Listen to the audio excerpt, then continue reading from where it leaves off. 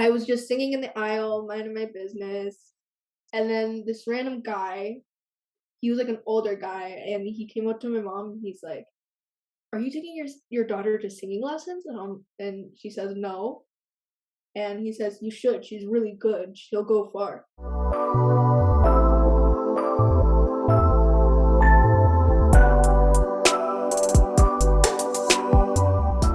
She's a singer-songwriter from Toronto. She has nearly 10,000 monthly Spotify listeners at only 14 years old. You may know her from her song Too Soon to Say Goodbye. Please welcome Loren Aronov to the podcast. How are you doing today? I'm good. How are you? I'm great. I'm great. First question, just sort of to ask you, what made you want to, start music and start releasing and creating music of your own? So I started out really young, and when I watched people like on the TV or on videos on my phone, like famous singers, I was always telling my mom like I want to be there, like that's what I want to do. And um, I started doing that, and then soon I started going in a dark place, not a fun place. Mhm. Um, and I kind of just wrote my emotions out on paper, and then I kind of just been like, okay, I like to sing, I like to perform. Why don't I just put those into songs? And as soon as I did it, I was like, this is what I want to do. This is what I want to do for the rest of my life. Yeah. This is the path that I want to take. And so when you say you were just sort of writing to express those emotions, did you write them down in the forms of songs, poetry, just literally writing sentences? What was that like? So I had a diary like Hmm. when I was really young. I still do, but it's a different one. But when I went back and looked on it, like it was some of it was actually poetry, which was actually really surprising to me because I'm like now I like poetry, but I don't really write it. Yeah. But there was like a lot of things in there, and then there were a lot of sentences that were like really good, like that I think like I'm like that could be a really, really good lyric in a song. So I'm just like, you know what? I'll just put those sentences and that poetry into like notes and then create like a song.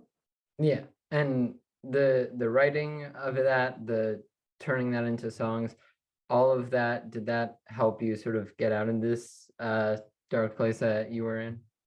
Yes, it really helped me get my emotions out and talk to people about how I feel. Because at that specific time I was very socially anxious.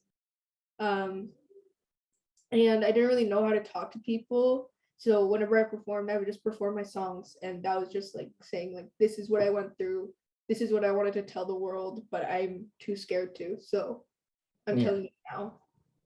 Yeah, and so, being so young and releasing music, what is something you found, maybe like some advice that you think is super important to, kickstarting a career and that you would give to other people that are like now releasing music? I would I would say take it slow because myself when I was young, I thought it was gonna like I was gonna release my music and I was gonna be famous like this. Yeah. And when I got older, like after a few years, I realized I'm like, you know what?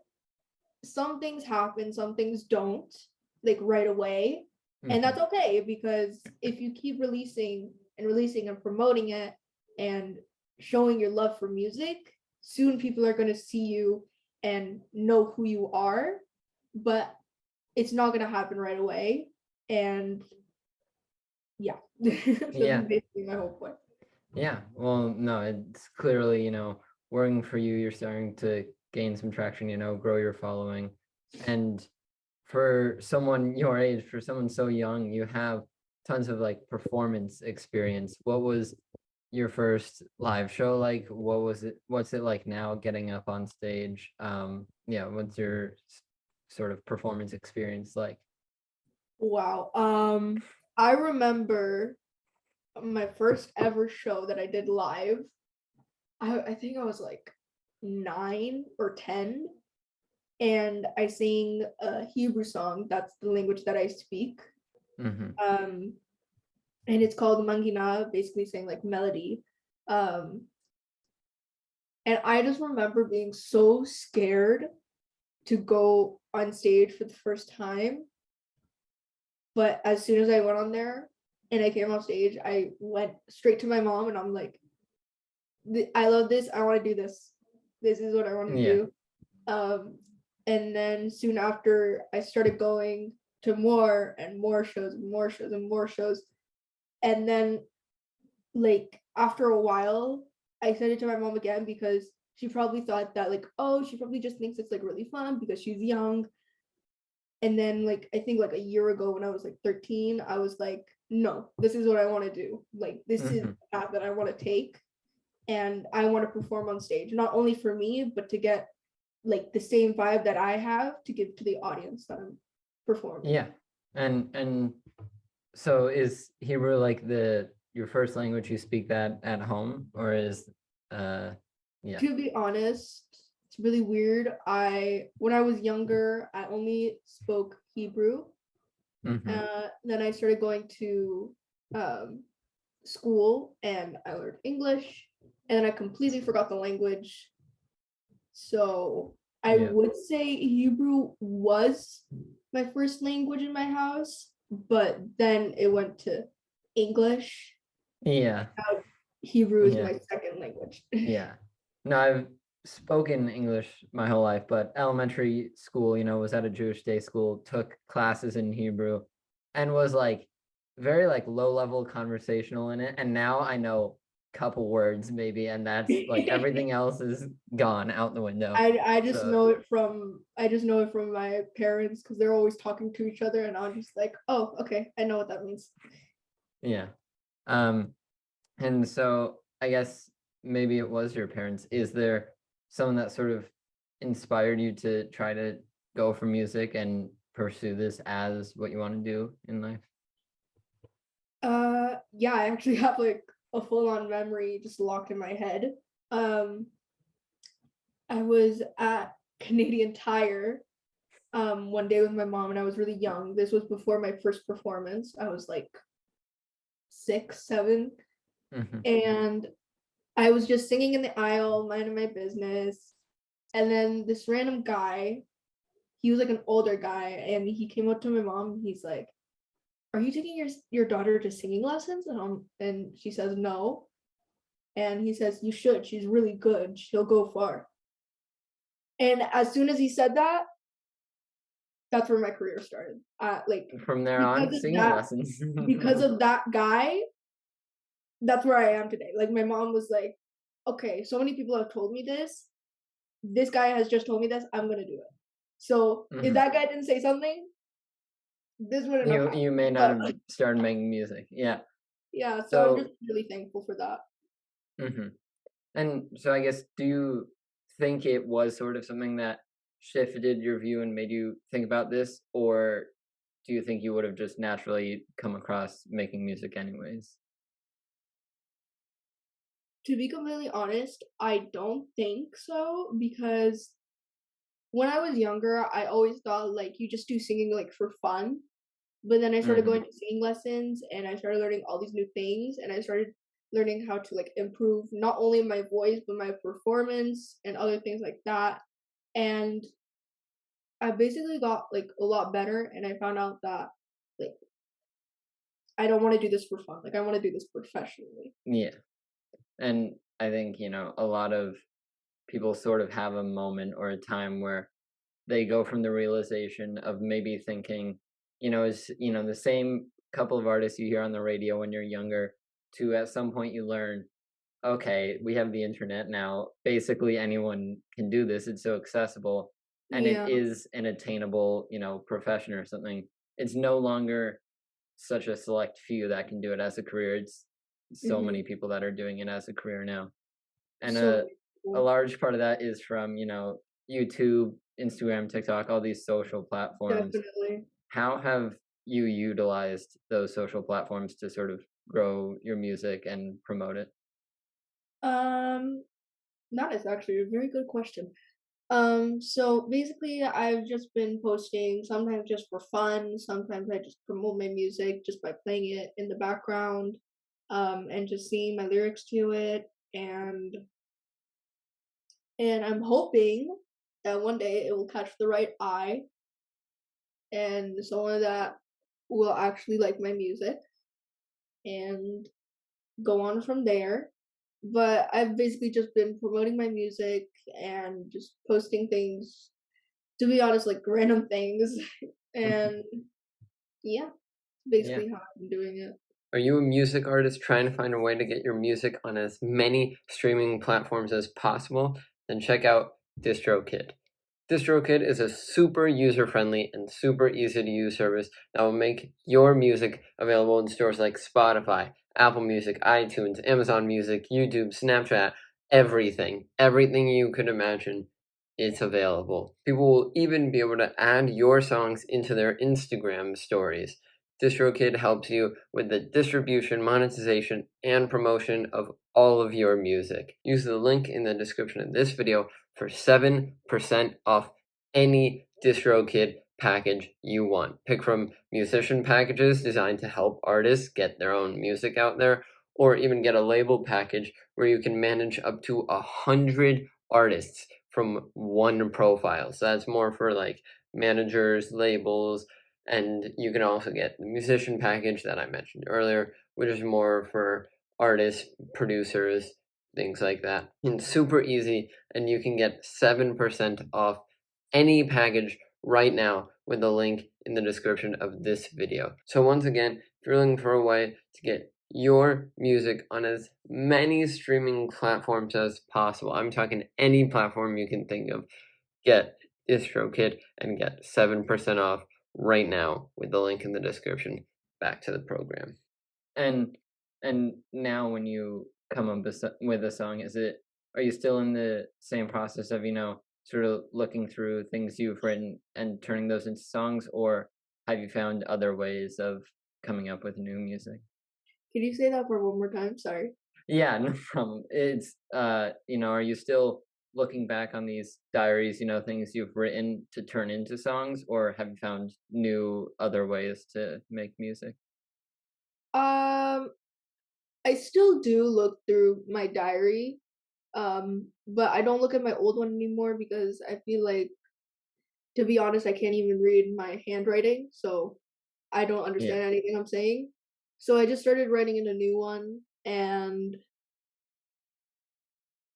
I've kind of been just going off from that one instead. Yeah. And sometimes like it just happens at school where I'm just like not feeling great, and then I just write it down like on my phone or something, like my notes, and then I just think like, okay, that's gonna be the topic for my next song. Yeah. It's And usually like things that are like really, really important to me.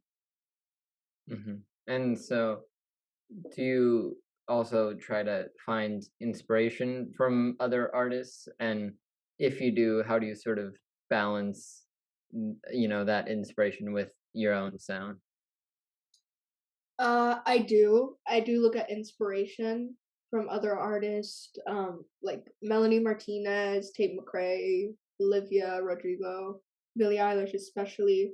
Um, and I kind of just listen to their music, listen to the way their voice sounds, the type of like production that they're doing, um, and like kind of like their facial expressions and how they move on stage, and also just their lyrics, their stories. And I really connect with most of their stories, like a lot. So when I start Yeah. listening to their songs, I'm like, I kind of want to do this kind of vibe, like a slow kind of tempo, but like also it could be really fast. Like it could be like from either or. Yeah. Yeah. And I kind of just like took inspiration from that and just put my own little twist on it. hmm And, you know, like with a lot of these artists, they have like each song is giving a different message, but some of them also, just want their careers and their music as a whole to convey a message. Is there any message you're trying to get across with your music to listeners? Um, I guess so. I'm just like, to be completely honest, I just want, like, even if it's one person that can hmm relate to my song, that's what I wanted. I want people to relate to my music and to share my emotions and to know that I'm not the only one that's going through the pain and that it's okay to be that way because it's who you are. It's like it's the way you are made, it's the way you want to be. And I just want to tell people that like you don't need to change the way you are. And if one person can relate to my song and accept that they're the way they are, I'm happy. That's what I wanted in the first place. Yeah. And so, you know, if you sort of got this like magical opportunity to make a song with any artist in the world, who would you want to make a song with, and why do you think that would be a good like collaboration? I know it's a hard question. There's so many people. Yeah, and you can have multiple answers also. It doesn't have to Okay. be just one. I'm gonna pick three. My top Okay. three. Okay. Tate McRae, Billie Eilish, and then Olivia Rodrigo. Tate McRae because I feel like we share a lot of the same stories, and also we kind of have the same kind of voice as well. And yeah, Billie Eilish, to be completely honest, it's just because I love her and I want to sing with her. But also I just love the way that she performs on stage. I feel like it kind of matches like mine. And then Olivia, I love her music. I love her production of music, and I just love how she writes her songs and what she went through because I kind of like I feel like a lot of people do connect to her songs, but yeah. Yeah. So those are my And top. yeah. And you know, you're still early on in your career, definitely. You only Exactly, have yeah. like a little bit of music released, but of the music you've released, is there anything that sort of performed better or worse than you thought, or like was received better or worse by the people that follow you? Anything like that? To be completely honest, I don't think so. And like I would say yes, it was like a little bit different because I was nervous when I was about to sing my song for the first time on stage. Because like it's performing your own song on stage for the first Yeah. time. But when I got on there, it was like exactly as I imagined it would be. Like just having fun, just vibing with the audience, having fun, and just like letting people relate and just vibe out. I don't know. Yeah. Yeah. No, that's awesome. And so is there any sort of like memory you have of performing, or like one performance that really sticks in your mind? It's fine To if you be don't. like, It's oh my fine gosh. if you don't. No, I do. It's just that it wasn't my original song. It was Hmm. actually a song called What Would You Do by Tate McRae. And it was when I was on the thing and I had like a music stand and I had the microphone. I took off the music, like I took off the microphone from the stand and then I just threw the stand. I literally just launched it and then I started performing. And then I almost fell on that stand. And it was just really funny to me. And that's just engraved in my mind. Yeah. So Well, whenever people say like, what was your best like moment on stage? I would have to say that. Like, yeah. And so you seem to really like the live performance aspect of music. You seem to love like performing. Is yeah. there any sort of dream venue, dream stage that you would love to play with your music? Oh my gosh. To be honest, I haven't really been to many venues. Yeah, Um, that's fine. but I forgot what it's called. The Toronto Center, I think it's called. Oh, I know what you're That's talking literally the about. only venue that I know because that's the only place that I went Because to it's also like, is it in like Toronto. the big place in Toronto? Yeah, Yeah. 'cause I've only been there, and I don't really know. Like, if it was like in New York, a big auditorium, like a big venue with like a bunch of people, dream signed and sealed. But the only one that I do know is that one. Yeah, that one. whatever the name of it is. I completely forgot. I don't know either. So I mean, I think just from talking to you, I think I know the answer, but do you have sort of three favorite pop artists, three favorite artists of, the style of music that you make? Yes, I do. Tate McRae, Billie Eilish, Olivia Rodrigo. Yeah. Yeah. Yeah. We Simon had a thought afterwards, but still the answers that I thought we would get. Yeah, I was about to be like, should I change it? Should I not? Signed and sealed. I mean, if those are the top three, they're the top three. You They're the don't top have to three. change it. Top three. And is there, I guess, is there a song of yours that you've released that's your favorite, or is there a song you're planning on releasing that you're really excited to get out?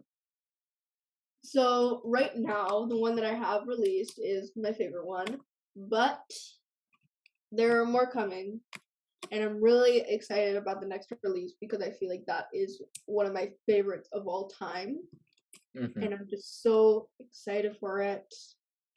And yeah, I feel like it just matches my type of vibe. All right. Well, those are all the questions I had for you today. Thank you so much for coming on. It's been a great time, and I can't wait to hear this new song that you have coming out. Thank you. Thank you so much for having me. Yeah, where can people find you online? Your music, Instagram, anything like that? Where can people find you? You guys can find me on Instagram, YouTube, or TikTok. My Instagram and YouTube are just my first and last name, Loren Aronov, LorenAronov, and my TikTok is loren.music. Yeah, I'll leave You can also find me on Spotify. I forgot to mention that.